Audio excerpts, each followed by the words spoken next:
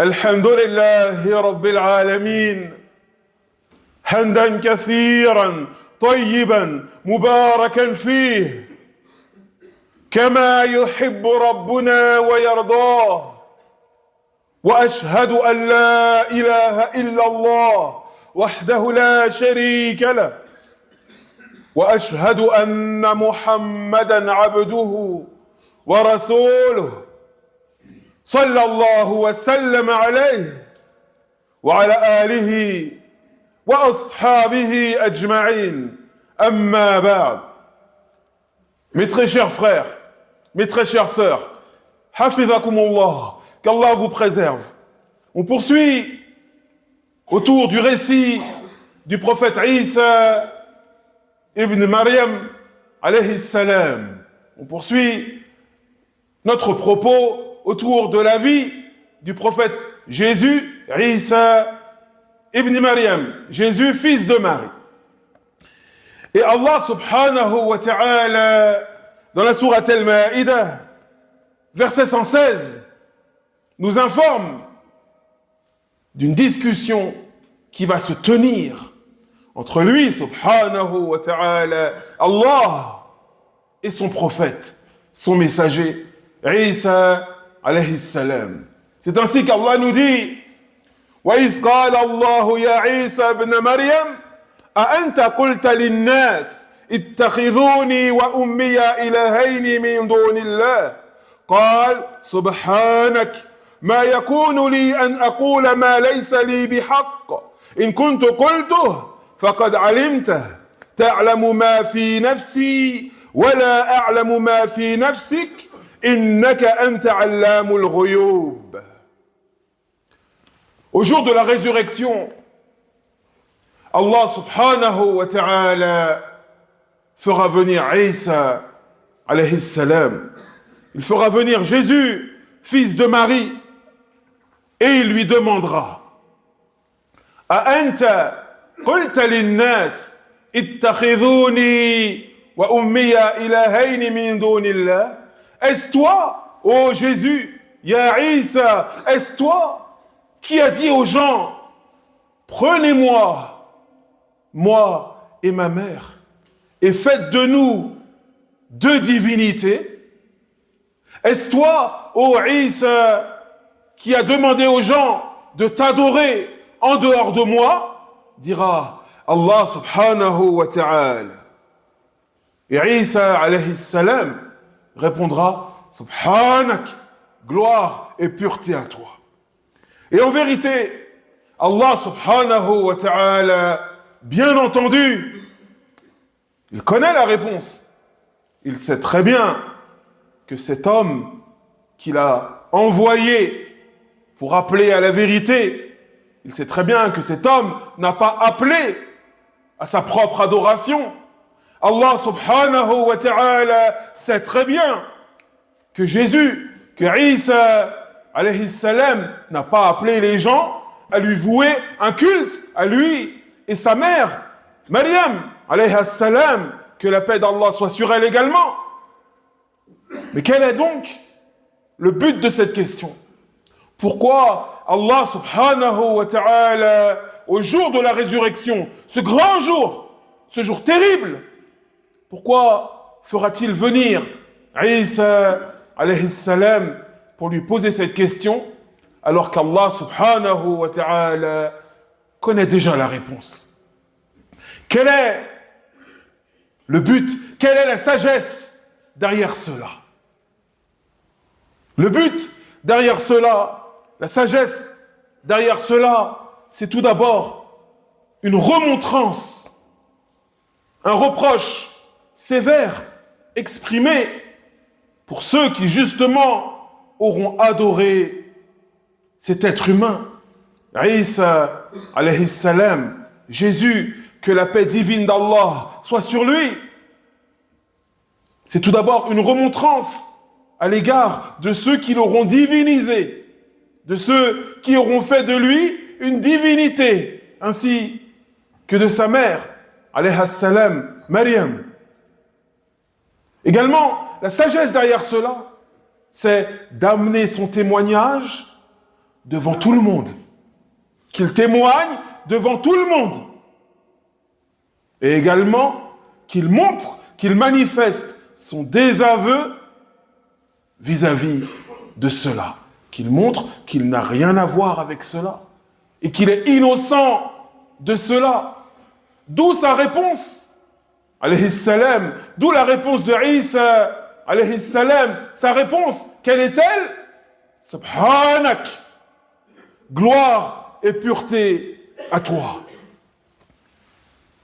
Il commence, avant même de s'innocenter, avant même de répondre à cette question terrible, est-ce que c'est toi qui as appelé les gens à t'adorer en dehors de moi?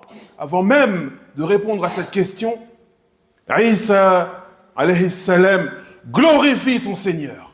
Subhanak, il glorifie Allah, subhanahu wa ta'ala, Seigneur des cieux et de la terre.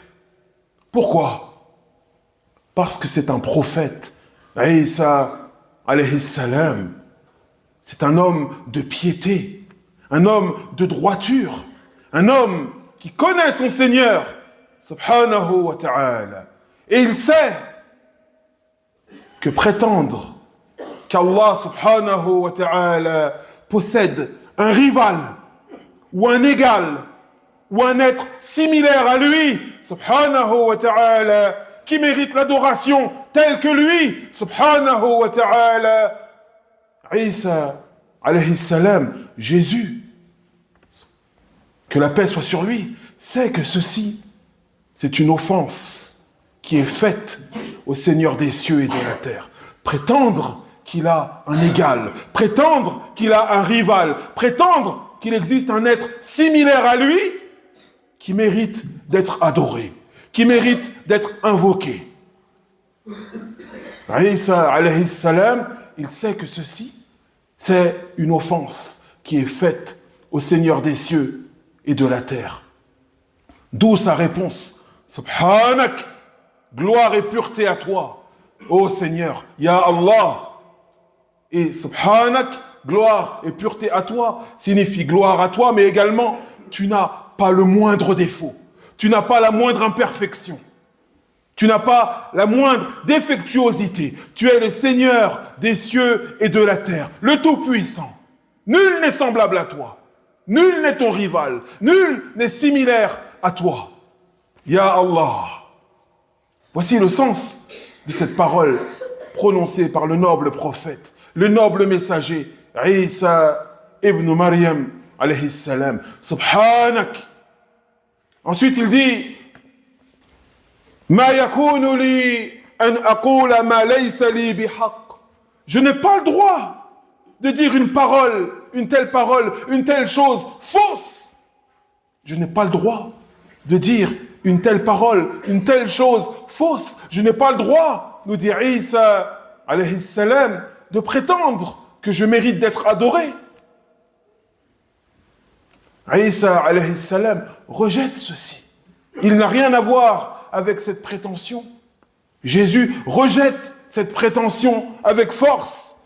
Et il dit, In kuntu qultu, faqad alimta. Et si je l'avais dit, certes, tu l'aurais su. Car Allah subhanahu wa ta'ala, comme vous le savez déjà, mes très chers frères, comme vous le savez déjà, mes très chères sœurs, il connaît le passé, le présent, le futur. Comment lui-même va envoyer un prophète, un messager, et ce prophète, ce messager, au lieu d'appeler à son Seigneur, au lieu d'appeler les gens à l'adoration exclusive d'Allah subhanahu wa ta'ala, ce prophète, ce messager, va se mettre à appeler les gens à sa propre adoration. Non, bien sûr que non. D'où la parole de Isa, alayhi salam. In kuntu qultu, faqad alimta. Si j'avais dit une telle chose, tu l'aurais certes su. Et il poursuit en disant, Ta'lamu ma fi nafsi, wa la a'lamu ma fi nafsik, innaka anta allamul ghuyub. Tu sais parfaitement ce qui se trouve en moi, dit Isa alayhi salam. Tu sais parfaitement ce qui se trouve dans mon cœur, dans mon âme. Tandis que moi, dit Isa alayhi salam, moi qui ne suis qu'une créature, un simple être humain. J'ignore ce qui se trouve en toi, ya Allah. Et il poursuit en glorifiant Allah, en disant Innaka anta allamul ghuyub. C'est toi seul connaisseur des choses invisibles. Toi seul connaisseur des choses cachées. Ensuite, Isa alayhi salam, il clarifie sa mission.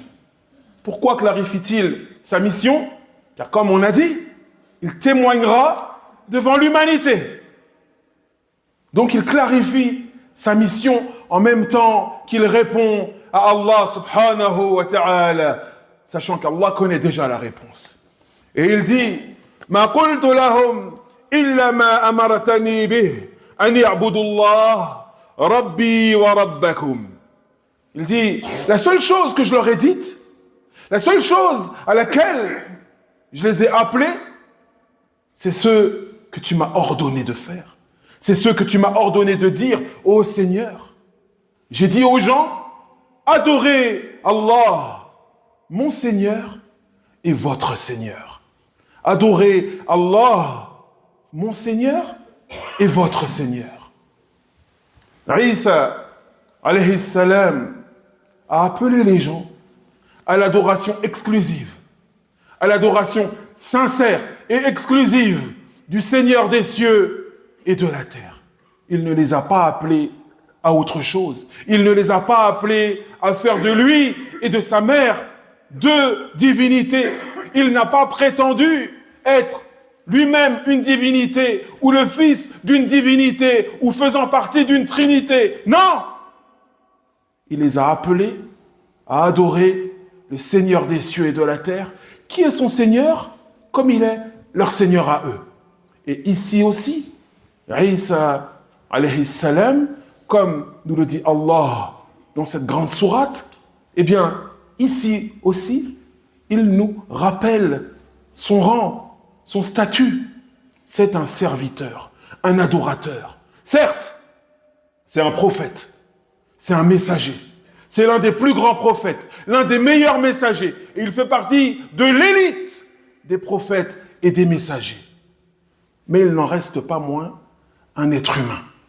Un être humain avec ses imperfections et ses faiblesses.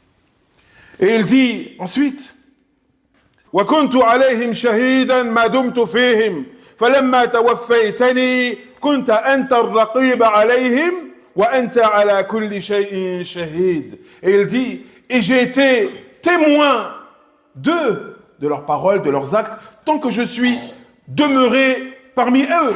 Tant que j'étais parmi eux, j'étais témoin de leurs paroles, de leurs actes. Et tant que j'étais parmi eux, personne ne m'a divinisé. Personne n'a prétendu que j'étais tel ou tel, que j'étais moi-même une divinité. Et que ma mère, alayha salam, Maryam, elle-même, la Sainte Vierge Marie, elle-même était une divinité. Personne n'a prétendu cela.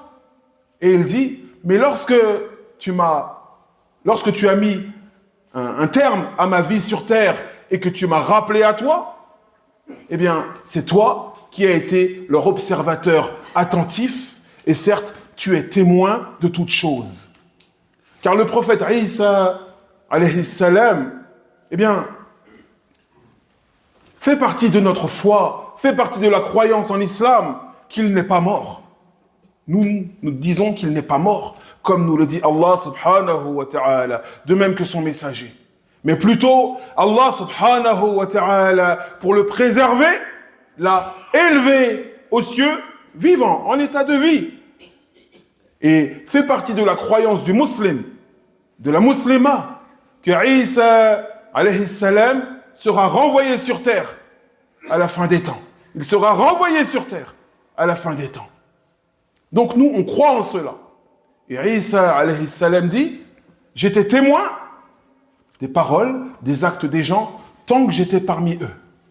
Et quand l'hostilité des notables, l'hostilité des prêtres, des gens de son époque, car Isa alayhi salam, comme tous les prophètes, comme le prophète Mohammed alayhi salatu wassalam après lui et les autres prophètes avant lui, le prophète Moussa alayhi salam et autres, Il a connu l'hostilité des gens.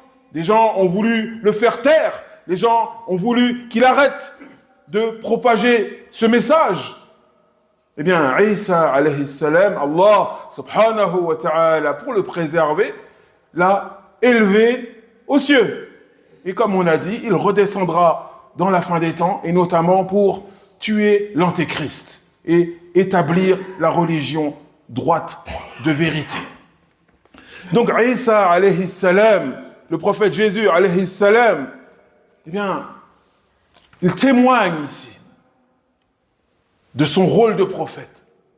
Il met en lumière son rôle de prophète, son rôle de messager, qui est de transmettre les paroles d'Allah, de transmettre les ordres et les commandements d'Allah subhanahu wa ta'ala. Et il met en lumière son rang d'être humain. Il n'est qu'une créature parmi les créatures, un être humain parmi les êtres humains. Bien sûr, il fait partie des meilleurs des êtres humains. Il fait partie des prophètes et des messagers. Et c'est même l'un des meilleurs prophètes, l'un des meilleurs messagers. Et il a été spécifié par des miracles que les autres prophètes n'ont pas eu. Mais néanmoins, ça reste un être humain, un messager d'Allah subhanahu wa ta'ala.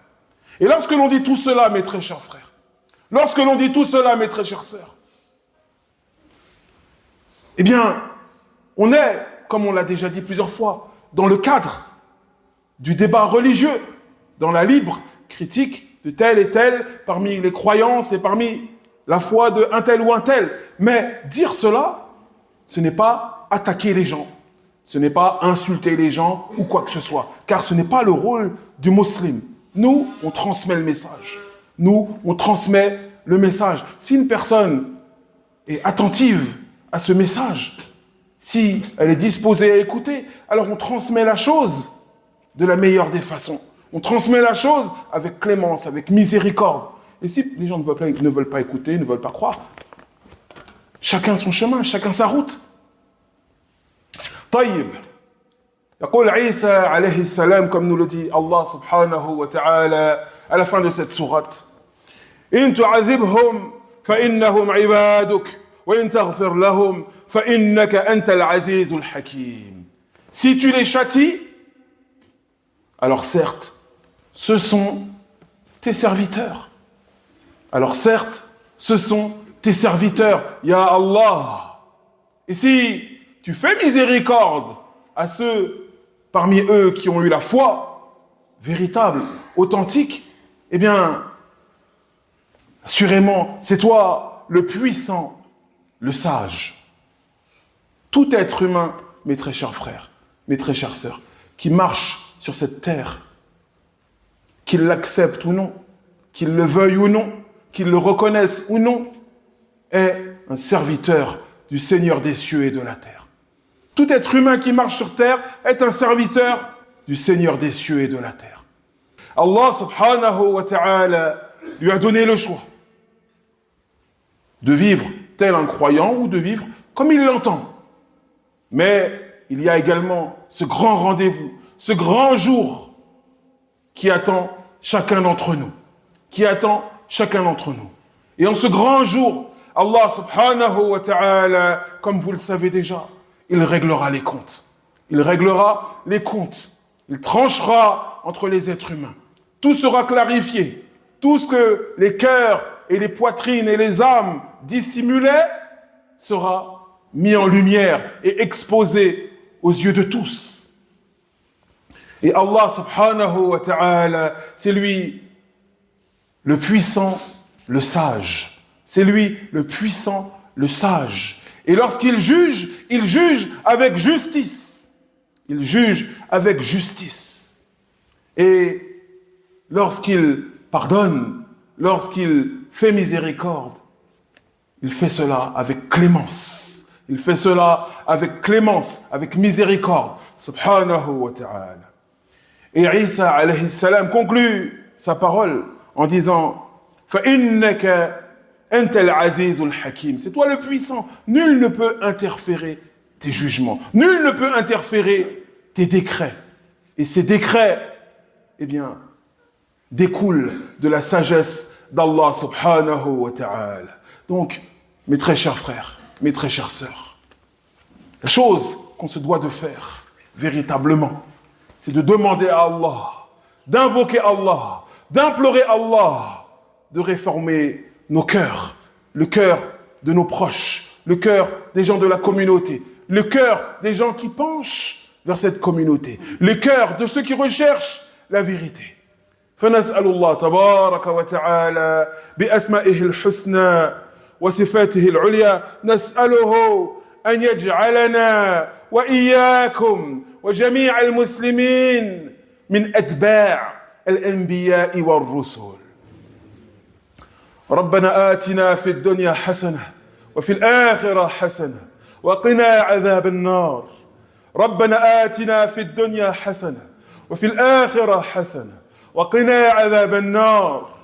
اللهم انصر إخواننا المسلمين المستضعفين في كل مكان. هذا وصل اللهم على نبينا محمد وعلى آله وصحبه أجمعين والحمد لله رب العالمين.